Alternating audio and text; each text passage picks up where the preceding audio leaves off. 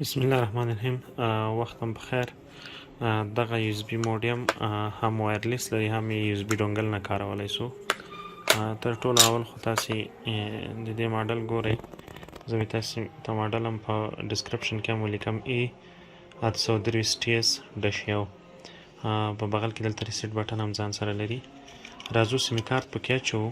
ډېری کسان د دې پوښتنه کوي چې څنګه دې ته کولی سو چې دغه وکړو، د وای فای لپاره سټینګ وکړو. مثلا یو اس بي ډونګل کې موږ کمپیوټر کې انټرنیټ کار کوي، اما موږ غواړو له دې نه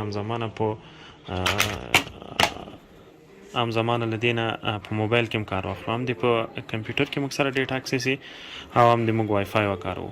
نو ماډل یې تاسې یاد وساتئ. دغه لوګو نه هم معلومیږي چې دا وای فای لازم لري. اکثریت تاسې په کله بازار کې اخلئ، که نور په ماډل پوه نه سوئ نو دغه جې ته ګورئ. نو راځو اوس کمپیوټر ته، په کمپیوټر کې سټینګ کوو چې څرنګه دې لپاره د وای فای سټینګ کولی سو. لکه څنګه چې موږ هلته په ویډیو کې هم وویلې، اوس راځو له کمپیوټر سره د یو اس بي ډونګل وصل کوو. په تمه کېږو تر څو پورې زما سره دلته ښکاره سي. دا د ډونګل یې واخیسته، ما پکې تیار سیم هم اچولی ده. که ډایرکټ په براوزر کې راخلاص سو خو ښه ده، او که ډایرکټ په براوزر کې راخلاص نه سه، ګورئ تاسې چې ډایرکټ په خپله په براوزر کې راخلاص سه. کله چې دا په دې براوزر کې راخلاص، تر ټولو مهم خو دا ده، ګوره اولنی اپشن چې ما ته راکړی ده یو سافټویر یې هم اویلیبل ده. مقصد تاسې ډاونلوډ لازم کوئ د دې لپاره چې د دې اپلیکیشن ښکلی انټرفیس یا مخ تاسې ته درکړي، تاسې لازم اپډیټ کوئ. صحیح ده؟ بس فقط ساده ډاونلوډ باندې کلیک کوئ او سټارټ ډاونلوډ واخلئ. دا به له تاسې سره ډاونلوډ سي. ګورئ ډېر کم 2 MB سایز لري او په اسودګي سره یې تاسې کولی سئ ځان سره ډاونلوډ کړئ او بیا یې انسټال کړئ. کله چې ډاونلوډ سو، دا به تیار په زیپ فایل کې له تاسې سره موجود وي. دلته دغه MB سروس سیټ اپ باندې به یې کلیک کړئ، یس به واخلئ. اوس به له دې نه اوس بیا یس واخلئ.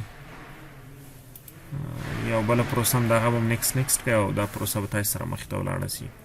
زه راځم ډایرکټ ګو ټو هوم باندې کلیک کوم، د دې هغه اصلي منیو ته راځم. ګورئ تاسې سیم کارت کار نه کوي او نور انلاک دی، یعنې موډیم کې څه مشکل نشته، ځکه دی چې سیګنال کار نه کوي او د دې له وجې دلته نو سروس ده. خو زه راځم سیټینګ باندې کلیک کوم، پاسورډ ورکوم. دواړو خانو کې به پاسورډ همدغه اډمین ولیکئ. لیټر به کلیک کوئ، ځکه زه اوس نه غواړم دغه یوزر نیم او اډمین تغییر کړم. دلته ګورئ په ډیفالټ حالت، یعنی په اتومات ډول یې دلته افغان بسیم سیم کارت پیژندلی ده او دا پې اپلای سوی ده. زه راځم والین ته، په والین کې والین بیسیک ته راځم. له دې ځای نه مستقیم کولی سم وایرلیس ته نوم ور بدل کړم. تاسې ګورئ دلته زه نوم ور بدلوم چې دغه نوم، او دلته شو پاسورډ او دغه دی مثلا پاسورډ. په ډېرې اسودګۍ سره تاسې وکولی سول چې د دې لپاره څنګه کوئ، هم یوزر نیم بدل کوئ او هم پاسورډ بدل کوئ. اوس په ټلیفون کې تاسې کولی سئ په دغه نوم او دغه پاسورډ باندې وصل سئ. په ډېرې اسودګۍ سره کولی سئ. تاسې سیټینګ ته راسئ، والین بیسیک ته راسئ او وروسته له هغې نه پاسورډ ورته داسې دا وټاکئ او نوم ورته دا وټاکئ. ډېره اسودګي سره تاسې وکولی سول چې دا پاسورډ چینج کړئ. مننه.